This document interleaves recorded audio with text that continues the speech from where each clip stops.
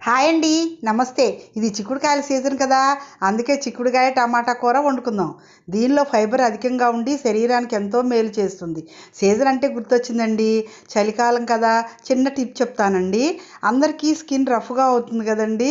ఈ చలికాలంలో రాత్రి ఫ్రిడ్జ్‌లో పెట్టిన పాల ప్యాకెట్ కట్ చేసి, పాలన్నీ గిన్నెలో పోసుకొని, ప్యాకెట్ లోపల పాల మీద వెన్న అతుక్కొని ఉంటుంది.